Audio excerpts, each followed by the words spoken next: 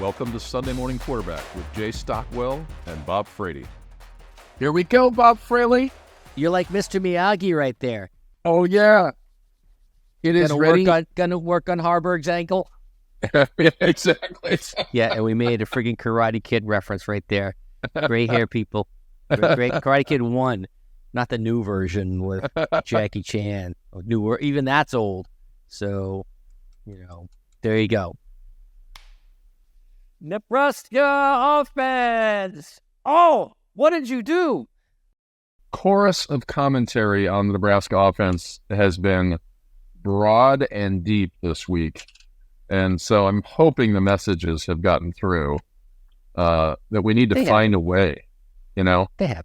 They're going to do what they're going to do. Basically, Matt Ruhle's presser was, I'm going to do what I'm going to do. Just, this is what you hired me for. Leave me alone. And he's like, go get mad, but I'm not changing my mind. And you know what? Let's see what happens. I am fingers crossed for a good outcome this weekend. Yeah, so did you see the article, Nebraska football, Matt Ruhle inexplicably listed on hot seat? Oh, he's not on a hot seat. Oh, no, I agree. But this is some Vegas odd maker list of, as the coaching carousel has already sort of begun. Yeah, he has an easy out. He can just say, I've replaced my offensive coordinator. And yeah, he's safe for at least another season. He's not on the hot. And they just, did you see the news on Trev? Yeah, he got a big old contract extension. Good for him. Doubled his salary through 2031. We are in the wrong line of work, Stockwell. The wrong line of work. Can we get a job coaching a 500 football team and get paid $7,000? Did you know so far Satterfield has been paid $7,000 per point that Nebraska has scored? Oh man! If that's not motivation, I don't know what is. You and me, we're salespeople. Like, you pay me $7,000 a point. All right, we're gonna score 1,000 points. It's like I think that's how all coaches should be paid. You get paid. Let's see, if you win 10 games, you get paid $150,000 per win, and you get paid nothing for a loss. Just like sales, you don't make the sale, you get paid nothing. Yeah, you make the sale, you get paid. That's how I would. Maybe that's how we should do NIL as well. That maybe leads to some bad outcomes, because you know how it is. If your people aren't hungry, it's like they may, some people may not. Anyway, listen. We're 500. We got a shot at a bowl game. If you had said at the beginning of the season, before we recorded our first podcast, which is overly optimistic, if we had said you're at 5-5. and you're playing a team coming off of 3 straight losses, and you have a chance to win this game, people would go, okay, I'll take that. Now let me give you some countervailing facts. Don't countervail me, I'm an optimist. We haven't won in Camp Randall since 1966. But wait a minute, yeah. How many times have we played there? Like 3 times?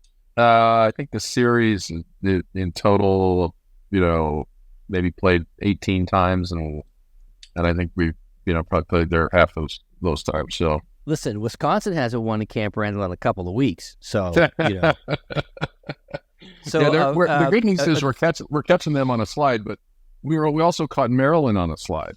Here's the thing, as we know, we have a friend of ours whose son is a highly targeted recruit, and went to the Wisconsin game last week and found out that it was a miserable day. Just miserable. It was a miserable game, a miserable experience. And to which I countered, wasn't that way at Nebraska. So we'll see what happens. Exactly. So, all right. So let's get into the predictions here. I'm going to make a prediction based on events. If we have one turnover or less, okay, You can't will do it score. that way. If we score more points than they do, then we will win the game. So thank you, Captain Obvious.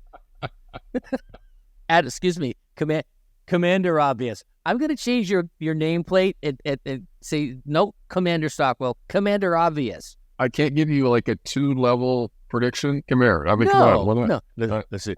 If the seas part and whales walk on land, then we'll score 42 points. What is just up with that prediction? No, can't do that. What's your prediction? It's going to be just learning. Both these offenses are not very good. The defenses are I think are better. I'm going to look at the stats here. Here's my sneaking suspicion. I mean, I don't know. What do I know? My sneaking suspicion is that Wisconsin has a real locker room problem, and Nebraska doesn't.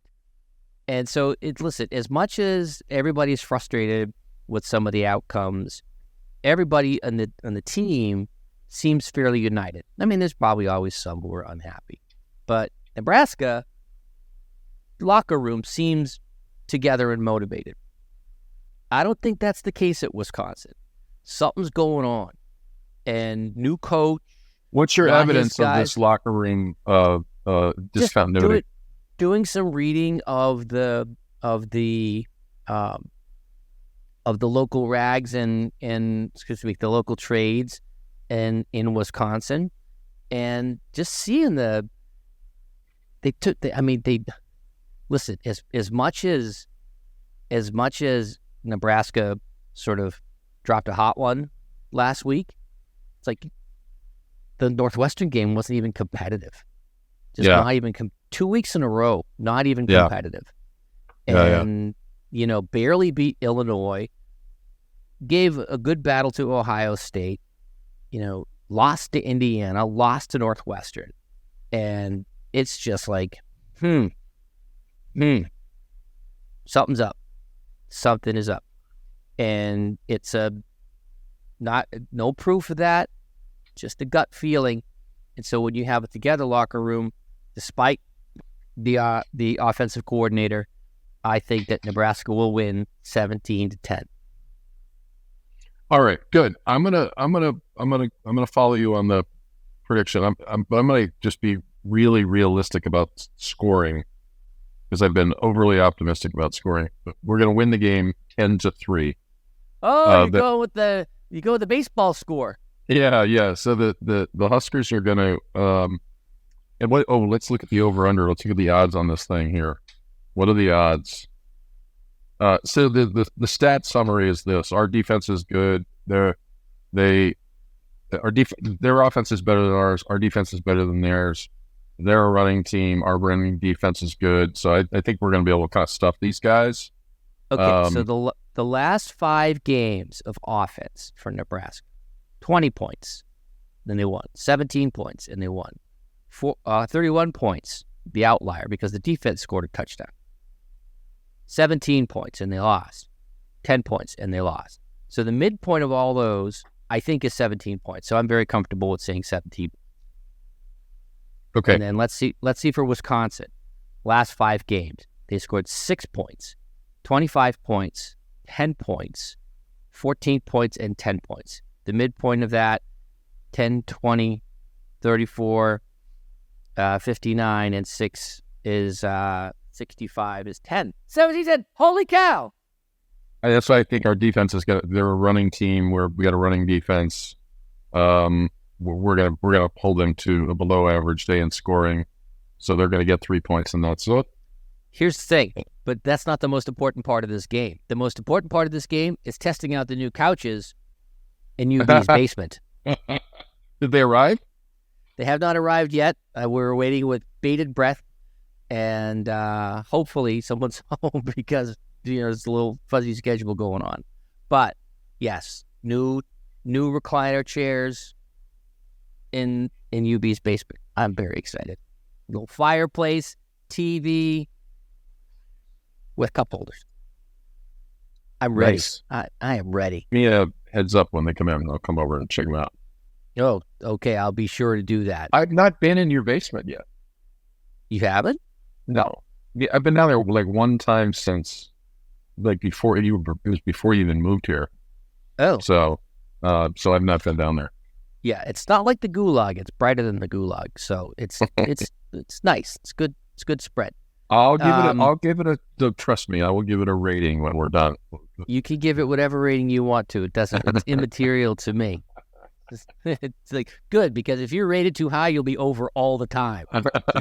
Where's Jay? He's in the basement. Bring us some little smokies. So let's take a moment. You know, we had a very bitter podcast last week. Let's take a second to reflect. You know, we got a shot here. Shot.